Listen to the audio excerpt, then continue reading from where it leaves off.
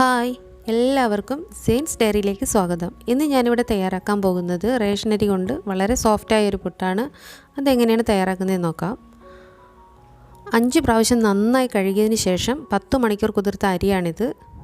ഇതിനെ നമുക്ക് വീണ്ടും ഒരു 3 തവണ കൂടി ഒന്ന് കഴുകിയെടുക്കാം. അതിൻ്റെ എല്ലാ സ്മെല്ലും ഒന്ന് മാറിക്കിട്ടി നല്ലൊരു നിറം കിട്ടാൻ വേണ്ടിയിട്ടാണ്. കഴുകിയെടുത്തതിന് ഞാനിവിടെ ഒരു അരിപ്പയിൽ വെള്ളം വാർന്നു പോകാൻ വേണ്ടി വെച്ചിട്ടുണ്ട്. ഒരു 10 മിനിറ്റ് ഇങ്ങനെ വെച്ചേക്കണം. നന്നായി വെള്ളം പോയി കിട്ടാൻ വേണ്ടിയിട്ടാണ്. അതിനുശേഷം നമുക്കതിനെ ഒരു മിക്സിയുടെ ജാറിലേക്ക് മാറ്റാം. ഇതിനെ നമുക്ക് നന്നായി ഒന്ന് പൊടിച്ചെടുക്കാം. പൊടിച്ചെടുത്ത് കിട്ടിയിട്ടുണ്ട്.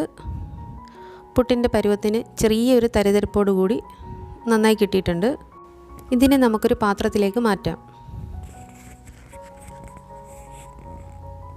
ഇതിലേക്ക് നമുക്ക് ആവശ്യത്തിനുള്ള ഉപ്പ് ചേർത്ത് നന്നായി ഒന്ന് മിക്സ് ചെയ്തെടുക്കാം. ഉപ്പ് കട്ട കെട്ടാതെ നല്ല രീതിയിൽ മിക്സ് ചെയ്തെടുക്കണം. ഇല്ലെന്നുണ്ടെങ്കിൽ അവിടെയിടങ്ങളിലായിട്ട് ഉപ്പ് കൂടിപ്പോകാൻ സാധ്യതയുണ്ട്.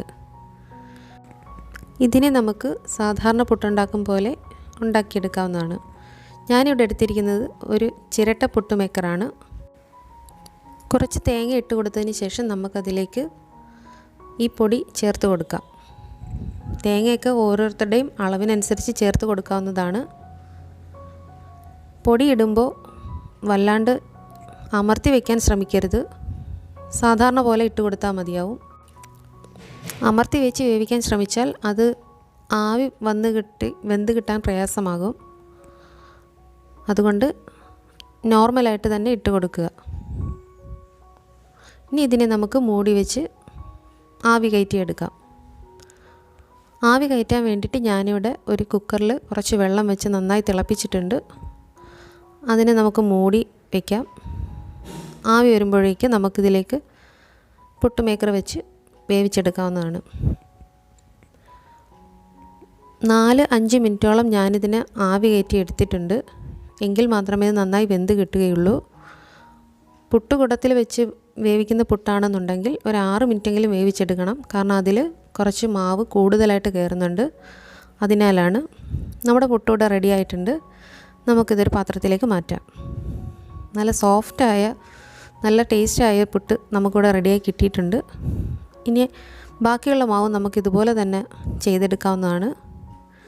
ആദ്യം തേങ്ങ ഇട്ടതിന് ശേഷം നമുക്ക് പൊടിയിട്ട് കൊടുക്കാം. അതിൻ്റെ മുകളിലേക്ക് വീണ്ടും തേങ്ങ ചേർത്ത് കൊടുക്കാം.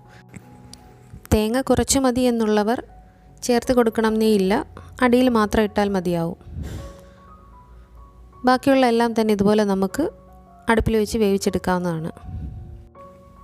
ശ്രദ്ധിക്കേണ്ട കാര്യം എന്താണെന്ന് വെച്ചാൽ വെള്ളം നന്നായി വാർന്നു പോയതിന് ശേഷം മാത്രമേ പൊടിച്ചെടുക്കാവൂ.